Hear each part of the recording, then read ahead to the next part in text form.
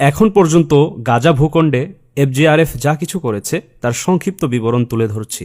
এখন পর্যন্ত আলহামদুলিল্লাহ আমাদের পরিসংখ্যান অনুযায়ী রমজানুল মুবারকের ফিগার সহ প্রায় 4.9 মিলিয়ন খাবার পানি এফজিআরএফ গাজার আশিকানি রাসূলের মাঝে বিতরণ করেছে। একইভাবে 3,45,000 গরম খাবার আশিকানি রাসূলের মাঝে সেখানে বিতরণ করা হয়েছে। প্রায় 5,000 শিশুদের জন্য দুধ এবং ডায়াপার সরবরাহ করা হয়েছে। প্রায় 400টির মতো আশ্রয়স্থল স্থানীয় পরিবারগুলোর মাঝে সরবরাহ করা হয়েছে। 1,000টির বেশি পরিবারকে মেডিকেল সেবা প্রদান করা হয়েছে। 6,000-এর অধিক নগদ সহায়তা বিতরণ করা হয়েছে।